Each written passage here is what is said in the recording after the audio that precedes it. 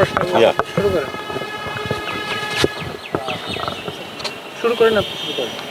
Sir, Shakib Al Hasan বিষয়টা নিয়ে আজকে কথা বলতে চাচ্ছিলাম যে আপনি ওনার কোচ, ছোটোবেলা থেকে তাকে দেখছেন, আবার এখন পৃথিবীর পরিচালক।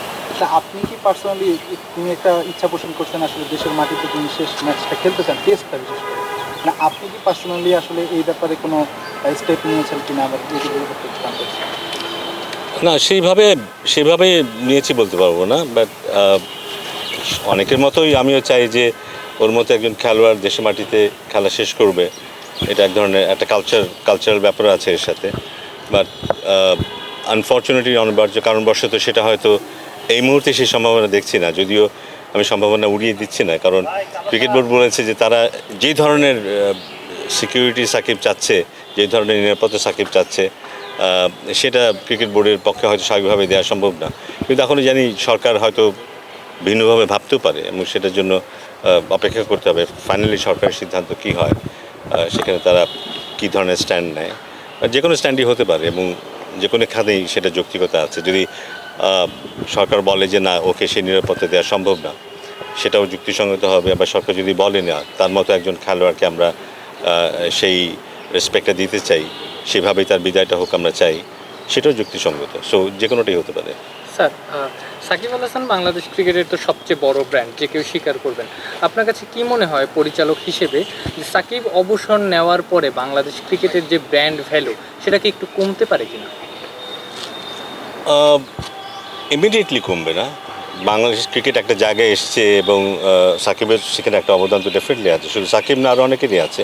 বাট আমরা বুঝি যে সাকিবের ব্র্যান্ড ভ্যালুটা আলাদা। কারণ রিসেন্টলি আমার সাথে কিছু ফ্র্যাঞ্চাইজির সাথে কথা হয়েছে এবং তারা আমাকে বলেছে সাকিব থাকলে ওদের পক্ষে স্পন্সরশিপ পাওয়াটা যতটা সহজ হয় দলে থাকলে, সাকিব না থাকলে সেটা হয় না। সো এতেই বোঝা যায় যে সাকিবের ব্র্যান্ড ভ্যালুটা কতটুকু। সো আমার মনে হয় ইমিডিয়েটলি যে আমরা ক্ষতিগ্রস্ত হবো তা নয়, কিন্তু আমরা যদি পারফরমেন্সটাকে ধরে রাখতে না পারি, ভালো খেলতে না পারি, সেক্ষেত্রে দলের ব্র্যান্ড ভ্যালুতে কমবে অবশ্যই। বাট আমরা নিশ্চয়ই আশা করবো যে সাকিবের রিপ্লেসমেন্ট হিসেবে যে আসবে সে সাকিবের মানটা ধরে রাখার চেষ্টা করবে এবং সেইভাবে বাংলাদেশ দলের মানটাও ধরে রাখার চেষ্টা করবে। আসলে সাকিবের রিপ্লেসমেন্টে যারা আসার সম্ভাবনা রয়েছে, পাইপলাইনে যারা রয়েছে, লেগ স্পিনার যারা রয়েছে, কিংবা অলরাউন্ডার যারা রয়েছে, মেহেদী হাসান মিরাজ রয়েছেন, যিনি এই মুহূর্তে দারুণ পারফর্ম করতেছেন। পাইপলাইনে রাকিবুলরা রয়েছেন, রাব্বিরা রয়েছেন। কি মনে হয় আসলে সাকিবের রিপ্লেসমেন্ট কি খুঁজে পাওয়া সম্ভব কিনা? আসলে অসম্ভব তো বলবো না, বাট এটা মনে রাখতে হবে যে হি ইজ নাম্বার ওয়ান। বহু বছর ধরে পৃথিবীর সেরা খেলোয়াড়দের মধ্যে একজন। তো সেই রিপ্লেসমেন্টটা পাওয়াটা সহজ হবে না, এটি স্বাভাবিক।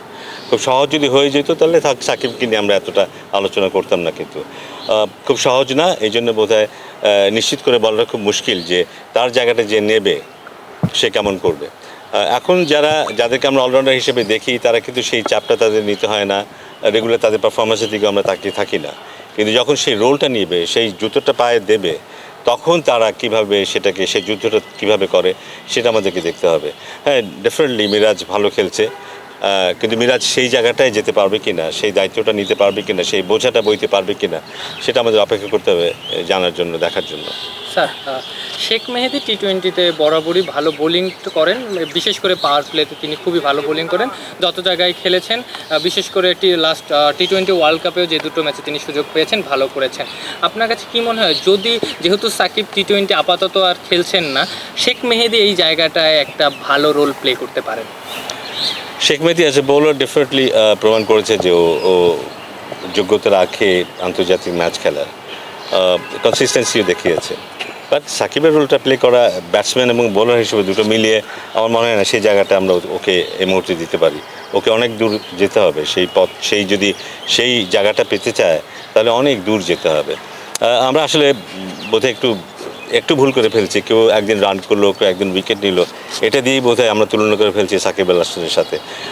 এটা বোধহয় ঠিক না, কারণ এত বছর ধরে এত রান করা, এত উইকেট নেওয়া এবং দলের কি ফিগার হিসাবে পারফর্ম করাটা এক জিনিস, বিচ্ছিন্নভাবে কখনো এরকম কখনো সেরকম পারফর্ম করা সেটা ভিন্ন জিনিস। কিন্তু সো ওটা আমাদের বুঝতে হবে। কিন্তু তবে ডেফিনেটলি আমরা চাইবো যদি যে কেউ হোক, যদি সাকিবের মতো পারফর্ম করতে পারে বা তার কাছাকাছি পারফর্ম করতে পারে সেটা খুব ভালো হবে। কিন্তু আমার মনে হয় যে আমাদেরকে অপেক্ষা করতে হবে সেরকম একজন অলরাউন্ডার জন্য, যে সমান তালে ব্যাটিং এবং বোলিং করতে পারে। সে চাইলে শুধু ব্যাটিং দিয়েই দলে আসতে পারে, সে চাইলে শুধু বোলিং দিয়েই বলে আসতে পারে, এমন একজন খেলোয়াড়ের অপেক্ষা আমাদের করতে হবে। আশা করি টেস্টের মধ্যেই টি-20 স্কোয়াড ঘোষণা করেছে ভারত। বাংলাদেশের টি-20 স্কোয়াড নিয়ে আসলে পরিকল্পনাটা কেমন, বা ওরা অনেকটাই তরুণ একটা দল গঠন করেছে, বিপরীতে বাংলাদেশের মানে স্কোয়াডটা কেমন হতে পারে? বাংলাদেশ, আমার মনে হয় বাংলাদেশ ভারতের পথ অনুসরণ করবে। ওদের হয়তো অন্য পরিকল্পনা আছে, ওখানে বোধহয় ওরা অস্ট্রেলিয়ার সাথে একটা সিরিজের অপেক্ষায় আছে, সেখানে হয়তো কিছু কিছু খেলোয়াড়দেরকে হয়তো সরিয়ে রাখা হয়েছে, বিশ্রামে রাখা হয়েছে, এবং আমরা জানি ওদের সেকেন্ড স্ট্রিং প্লেয়াররাও যথেষ্ট মানসম্পন্ন। আমাদের ক্ষেত্রে হয়তো সেটা প্রযোজ্য না। আমরা আমাদের দলে হয়তো আমরা অনেক নতুন খেলোয়াড়কে অ্যাড করব, যারা এই টেস্ট সিরিজে নেই, যারা টি-20 স্পেশালিস্ট হিসেবে যারা স্বীকৃতি পাচ্ছে আমাদের এখানে, এমন বেশ কিছু খেলোয়াড় যুক্ত হবে টেস্ট টি-20 সিরিজ যখন শুরু হবে। সো আমার মনে হয় আমরা পূর্ণ শক্তির দল নিয়ে খেলতে যাব। স্যার, বারবার আসলে সাকিবের কথাটাই আসছে, মানে রিসেন্ট সময় নিশ্চয়ই সাকিবের সাথে কথা হয়েছে আপনার। তো আসলে এখন দেশের যে পরিস্থিতি, তার একটা ইচ্ছাও ছিল, কথাও তিনি বলেছেন। তো সব মিলে আসলে তিনি মেন্টালি আসলে কেমন আছে, তার সাথে কথা বলে কি মনে হচ্ছে? না, একটা স্ট্রেস তো আছে। স্ট্রেস কিন্তু এটা নয় যে তার আগেস্টে মামলা হয়েছে, স্ট্রেস কিন্তু এটা নয় কী হবে সে কি, ওসব না। কিন্তু স্ট্রেস হচ্ছে যে ও ক্রিকেটটা যেভাবে খেলতো সেভাবে খেলতে পারছে না। একজন শিল্পী যে সারা জীবন ধরে ছবি এঁকেছে এবং খুব চমৎকার সব ছবি এঁকেছে, হঠাৎ করে তার যদি ছবি আঁকাটা আমরা বন্ধ করে দিই বা কোনো কারণে সে যদি ছবিটা আঁকতে না পারে, তাহলে তার ভেতরটা কেমন করতে পারে, আমার মনে হয় সেটার সাথে বোধহয় আমরা তুলনা করতে পারি যে সাকিবের এখন মানসিক অবস্থা কী হতে পারে। স্যার, এবি ডিভিলিয়ার্স কালকে একটা ভিডিও পোস্ট করেছেন সাকিবের এই হেড পজিশন ইস্যুতে, সাকিব যেভাবে ফিতা কামড়ে ব্যাট করেন। এর বাইরেও সাকিব যে নিবেদনটা আসলে শো করেছেন, তার একটা শারীরিক সমস্যার কারণে তিনি আসলে হেড পজিশনটা ঠিকঠাক রাখতে পারছিলেন না। এটাও কি আসলে সাকিবের ক্যারেক্টারটা ডিফাইন করে কিনা? না, অবশ্যই, মানে আমরা হয়তো বাইরে থেকে এটা বুঝতে পারি না, বাট ওর খেলার ব্যাপারে নিবেদনটা কিন্তু এই জন্য না যে ওকে অনেক রান করতে হবে, প্রমাণ করতে হবে। ওটা বললাম না, একজন শিল্পী, ওই মাপের শিল্পী কারোর জন্য ছবি আঁকে না, কিন্তু নিজের জন্য ছবি আঁকে। সো ছবিটা কার পছন্দ হবে কার পছন্দ হবে না, এটাও তার কাছে খুব গুরুত্বপূর্ণ না, তার নিজের কাছে পছন্দ হওয়াটা খুব গুরুত্বপূর্ণ। সো অনেক সময় হয় যে ছবি আঁকলাম, তো পছন্দ হলো না, হয়তো আমরা কাগজটাকে দুমড়ি মুচড়ে ডাস্টবিনে ফেলে দিলাম, আবার নতুন করে আঁকা শুরু করলাম। সাকিবের জীবনে এমন অনেক হয়েছে, কিন্তু অনেকে নিশ্চয়ই হয়তো সে খেলেছে গিয়ে হয়তো আফসোস করেছে এটা এইভাবে না হলেই হতো। আবার অনেক সময় আমি এখন যখন বুঝি যে ওর মধ্যে দারুণ পারফর্ম করার একটা ক্ষুধা ওর মধ্যে আছে, সেটাই জন্য না যে সবাইকে দেখাতে হবে। আমার মানে নিজের কাছে একটা প্রমাণ করার একটা ব্যাপার থাকেই, কিন্তু যারা ওই মাপের পারফর্মার তাদের ক্ষেত্রে ওটা থাকে, এবং ওর মধ্যেও আছে। আমরা যে ব্যাটিংটা ওকে করতে দেখেছি, আমি বারবার বলি যে রিসেন্টলি প্রথম টেস্টে ওর যে ব্যাটিংটা দেখেছি, এমন ব্যাটিং আমি ওর অনেক দিন দেখিনি। যদিও এটা বড় ইনিংস ছিল না, কিন্তু ও যেভাবে কন্ট্রোল করেছে, যে অবস্থায় আমাদের দল ছিল এবং যে দলের বিরুদ্ধে আমরা খেলছিলাম, সেখানে ও যেভাবে ব্যাটিংটা করেছিল, আমার মনে হয় যে এখন ও চাইলে আরও অনেক দিন ব্যাটিং করতে পারে। Sir, last question, Kanpur test নিয়ে। স্যার, রিসেন্ট সময় আমরা একটা দেখছি যে আসলে ভারতের কানপুর স্টেডিয়ামে বাংলাদেশের একটা ফ্যানকে নিয়ে আসলে অনেক বড় এলিগেশন আসছে যে সে অভিনয়ের কথা আসছে। তো এটা নিয়ে আসলে ভারতের মিডিয়াও বেশ আলোচনা হয়েছে। এটা তো আসলে আমাদের ক্রিকেটের ভাবমূর্তিটাও নষ্ট করে। তো বিসিবি থেকে আসলে এই ধরনের কর্মকাণ্ড যারা করছে, এদের ব্যাপারে কোনো স্টেটমেন্ট বা এই বিষয়ে কোনো আলোচনা হয়েছে কিনা এখন পর্যন্ত? না, তেমন আলোচনা হয়নি, বাট এটা দৃষ্টিগোচর হয়েছে অবশ্যই, এবং এগুলো দেশের ভাবমূর্তিকে দারুণভাবে ক্ষুণ্ণ করে। কিন্তু আমাদের দেশের যারা ক্রিকেট ফ্যান, তারা কতটা একদিক থেকে ফ্যানাটিকও বটে, আবার আরেক দিক থেকে ক্রিকেট বোঝে এবং সত্যিকার অর্থে বাংলাদেশ ক্রিকেটকে সাপোর্ট করে অ্যাজ এ হোল। এবং সেখানে বোধহয় আমাদের সম্পর্কে একটা ভুল ধারণা জন্মাতে পারে কিন্তু বাইরের মানুষের, যেটার জন্য মোটেই ভালো না। সো ক্রিকেট শুধু একটা খেলা না, এটা দিয়ে পুরো একটা দেশকে রিফ্লেক্ট করে, কিন্তু শুধু খেলোয়াড় যারা খেলে তারা না, যারা খেলা দেখে, যারা খেলা অনুসরণ করে, যারা লিখে, সাংবাদিক বলি বা সব ক্ষেত্রে মানুষই কিন্তু এটাকে প্রজেক্ট করে। তো ওখানে এরকম একটা ঘটনা, আমরা হয়তো বিচ্ছিন্ন ঘটনা বলে এটাকে পাশ কাটিয়ে যেতে পারি, কিন্তু আমার কাছে মনে হয় না এটা বিচ্ছিন্ন ঘটনা। নিশ্চয়ই এইসব ব্যাপার যেন ভবিষ্যতে না ঘটে, এই ব্যাপারটা দেখতে হবে, এবং দায়টা ক্রিকেট বোর্ডেরও আছে এখানে। আমি নিশ্চিত যে ক্রিকেট বোর্ডও এ ব্যাপার কিছু করবে।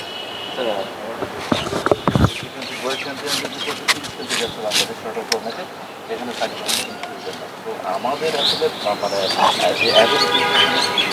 ইন্ডিয়ার মাটিতে ইন্ডিয়ার বিপক্ষে তিন ফর্মেটে ভালো খেলার আছে, ভালো খেলার পসিবিলিটি আছে। আমার মনে হয় যে টি-20তে রিসেন্টলি আমরা একটু করে ভালো খেলা শুরু করেছি। আমাদের শক্তির জায়গাটা কিন্তু এখনও আমাদের বোলিংটা। আমাদের বোলিংয়ের বিপক্ষে একটা সময় যখন হতো যে বিপক্ষ দল এমন একটা স্কোর দাঁড় করাতো যেটা আমাদের জন্য চেঞ্জ করাটা ডিফিকাল্ট হয়ে যেত, কিংবা আমরা যদি প্রথমে ব্যাটিং করে একটা রিজনেবল স্কোর করতাম, সেটাকে আটকে রাখার মতো বোলিং শক্তি আমাদের ছিল না। বাট এখন বোধহয় আমাদের পেসারটা একটা যথেষ্ট সমৃদ্ধ হয়েছে, রিশাদের ইনক্লুশনটা আমাদেরকে আরও বেশি সাহসী করেছে। সো বিপক্ষ দলে ব্যাটিংকে যথেষ্ট চিন্তাভাবনা করে ব্যাটিং করতে হয়। সো ওইটা আমাদের মার্জিনটাকে একটু কমিয়ে এনেছে আমাদের সাথে বিপক্ষ দলের, এমনকি বড় দলের ক্ষেত্রে মার্জিনটা একটু কমিয়ে এনেছে। ব্যাটসম্যানরা রিসেন্টলি ভালো কিছু কিছু ব্যাটসম্যান ফর্ম দেখিয়েছে, যদি তারা ভালো খেলতে পারে, কি ব্যাটসম্যান যারা আছে যারা যদি পারফর্ম করতে পারে, আমার মনে হয় যে আমরা কম্পিটিটিভ হতে পারবো। হার জিতের ব্যাপারটা বলাটা খুব মুশকিল। ভারত এখনও হয়তো ফেভারিট টিম হিসেবেই থাকবে, কিন্তু ঠিক আগের থেকে বলে দেওয়াটা খুব মুশকিল হয়ে যাবে কিন্তু এখন, যে ভারতই জিতে যাবে।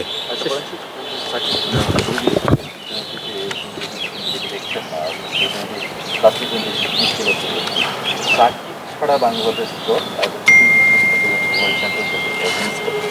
এইটা আসলে কতটা মোটাম হয়? এটা মনে হয় সবচাইতে বেশি ভোগাবে নির্বাচকদের, কারণ এতদিন তারা যেভাবে দল নির্বাচন করতে অভ্যস্ত, তার থেকে বেরিয়ে আসতে হবে তাদেরকে। সো হয়তো আমরা একটা বলার কম নিয়ে খেলবো, কিংবা একটা ব্যাটার কম নিয়ে খেলবো, এটার সাথে অভ্যস্ত হতে একটু সময় লাগবে, বাট হতে হবে। আমার মনে হয় যে ওই চিন্তাটা আমরা যদি ধরে রাখি, সাকিবকে ছাড়া আমরা কেমন করে আগাবো, এই চিন্তাটা ধরে রাখি, তাহলে এগোনোটা খুব কঠিন হয়ে যাবে মনে হয়। সাকিব যেই মুহূর্তে সিদ্ধান্ত নিয়েছে ও আর খেলবে না T20, আমার মানে আমাদের সামনেই ভাবতে হবে, পিছনে আর না। হতে পারে যে ও থাকলে ভালো হতো, কিন্তু সেই চিন্তাতে আঁকড়ে ধরে রাখি আমরা, সামনে এগোনোটা মুশকিল হবে। তার জায়গায় যে আসবে আমাদের উচিত হবে তাকেই সাহস জোগানো, সেই যেন সাকিবের অভাবটা পূরণ করতে পারে, বা পুরো দল মিলে যেন সাকিবের অভাবটা পূরণ করতে পারে, সেদিকে আমাদের ফোকাস করা উচিত হবে। স্যার, মিরাজকে একটা সময় মনে করা হতো সাকিবের উত্তরসূরি হিসেবে বাংলাদেশ ক্রিকেটকে সার্ভ করবে, লম্বা সময় ধরে সে T20 নেই, সাকিব না থাকার কারণে তার জন্য সুযোগটা বেড়ে গেছে কিনা, কিংবা তাকে নিয়ে আসলে ক্রিকেট বোর্ডের এক্সপেকটেশন কে মনে করেছে আমি জানি না। আমি আবারও বলি, এগুলো মানে সাকিবের রিপ্লেসমেন্টটা আমরা যদি এভাবে ধরে নিই, কেউ একদিন একটা 100 মেরেছে, কেউ একদিন একটা 5 উইকেট পেয়েছে, তার পরের দিনে ধরে নিই হ্যাঁ পেয়ে গেছি ইউরেকা, ব্যাপারটা এত সহজ না। হ্যাঁ, একজন জ্যাক ক্যালিস হওয়া, একজন সাকিব আল হাসান হওয়া, একজন আয়ান বোথাম হওয়া এত সহজ ব্যাপার নয়। সো আমরা ধরে নিই যে একজন এরকম করেছে বলেই তা নয়। আমি জানি না সাকিবের জায়গায়, সাকিবের পাশেও দাঁড়াতে পারবে কি না, বাট আমার মনে হয় এই মুহূর্তে ও একটা অপশন, যাকে নিয়ে আমরা হয়তো ভাবতে পারি কিছুটা হলেও ওই রোলটা প্লে করতে পারবে। আমি যেটা বলছি যে আমরা যদি সাকিবে আটকে থাকি, সাকিবের মতো হলো কি হলো না ওটা নিয়ে বসে থাকি এবং তার সাথে তুলনা করতে থাকি ক্রমাগত, নতুন যে আসবে তার জন্য ব্যাপারটা খুব কঠিন হয়ে যাবে। কিন্তু তাকে তার মতো করেই খেলতে দিতে হবে। কিন্তু মিরাজ যদি সাকিবের জায়গায় খেলে, ও মিরাজ হয়ে খেলুক, আর কারোর সাথে তুলনা না করাই ভালো, তাহলে বোধ হয় ওর সবচেয়ে ভালো খেলাটা খেলতে পারবে। এবং খেলতে খেলতে কোনোদিন যদিও সাকিবের মতো হতে পারে খুব ভালো, কোনোদিন তার চাইতেও ভালো হয়ে যায়, nothing better than that, but এখন ওকে মিরাজের মতোই খেলতে দেওয়া উচিত। Thank you.